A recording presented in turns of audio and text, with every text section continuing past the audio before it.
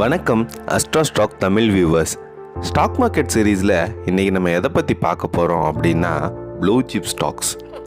வீடியோக்குள்ளே போகிறதுக்கு முன்னாடி அஸ்ட்ரா ஸ்டாக் தமிழ் சேனலை சப்ஸ்கிரைப் பண்ணிக்கோங்க for the daily updates. Blue chip ஸ்டாக்ஸ்னால் என்ன? ஸ்டாக் மார்க்கெட்டில் நிறைய ஸ்டாக் இருந்தாலும் இந்த ப்ளூ சிப் ஸ்டாக்ஸில் தான் அதிகமான இன்வெஸ்ட்மெண்ட் நடக்குது. ஸோ இந்த ப்ளூ சிப் ஸ்டாக்ஸ்லாம் எப்படி ஃபைண்ட் அவுட் பண்ணுறாங்க? அதுக்கு ஒரு சில ரூல்ஸ் எல்லாம் இருக்குது. அதை அப்படியே ஸ்டெப் பை ஸ்டெப்பாக பார்ப்போம். First blue chip stocks popular கம்பெனியாக இருக்கணும். லைக் மக்களுக்கு நல்லாவே தெரிஞ்ச கம்பெனியாக இருக்கணும். நெக்ஸ்ட் மார்க்கெட் லீடராக இருப்பாங்க.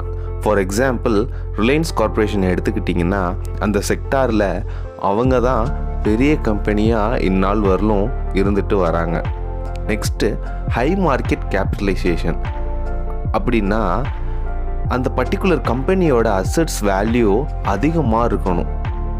அப்போ தான் அது ப்ளூ சிப் ஸ்டாக்ஸ் கேட்டகரியில் வரும். Long history of company. அந்த கம்பெனியோட ஹிஸ்ட்ரி, அதாவது ஒரு நீண்ட காலமாக செயல்பட்டுட்டு வர கம்பெனியாக அந்த கம்பெனி இருக்கணும். அப்போ தான் ப்ளூ சிப் கேட்டகரிக்குள்ளே அந்த கம்பெனியோட ஷேர்ஸ் வரும். High dividend yield. அந்த கம்பெனியில் ஷேர் ஹோல்டர்ஸாக இருக்கிறவங்களுக்கு அதிகமான டிவிடெண்ட் இந்த கம்பெனி கண்டினியூஸாக கொடுத்துட்டே வருவாங்க. ப்ளூ சிப் ஸ்டாக்ஸ் ஒரு பெஸ்ட் லாங் டேர்ம் இன்வெஸ்ட்மெண்ட்டாக இருந்துட்டு வருது. அப்படி லாங் டேர்ம் இன்வெஸ்ட்மெண்ட் பண்ணுற கம்பெனி ரொம்பவே ஃபெமிலியராக இருக்கணும்.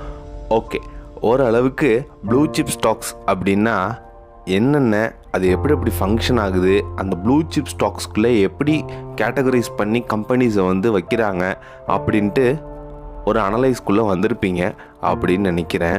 எல்லா ஸ்டாக்ஸு ஷேர்ஸு எல்லாமே ஒன்று தான். இந்த ப்ளூ சிப் ஸ்டாக்ஸ்னு ஏன் இதுக்கு இந்த பேர் வந்துச்சு அப்படின்னா, பூக்கர் அப்படின்னு சொல்லிட்டு ஒரு கேம் இருக்குது. நம்ம வைராஜாவை மூவியில் கூட கௌதம் கார்த்திக் ஒரு கேம் விளையாடுவார் இல்லையா, லைக் கேசினோ ராயல்ஸ். அது மாதிரி கேம்ஸில் இந்த ப்ளூ காயின்ஸ்க்கு மட்டும்தான் ரொம்பவே வேல்யூ அதிகமாக இருந்துட்டு வரும்.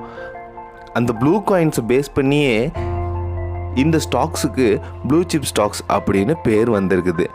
லாங் டேர்ம் இன்வெஸ்ட்மெண்ட்னாலே கொஞ்சம் நம்ம கேர்ஃபுல்லாக பண்ணோம். ஏன்னா இன்றைக்கி நல்ல பீக்கில் இருக்கிற company after 6 months or 1 year எப்படி இருக்கும், அதோட ஷேர்ஸ் டவுன் ஆகுமா இல்லை இன்னும் ஹைக் ஆகுமா அப்படின்னு சொல்லிட்டு நம்மளுக்கு நல்ல அனலைஸ் இருந்தால் மட்டும்தான் அதை பண்ண முடியும்.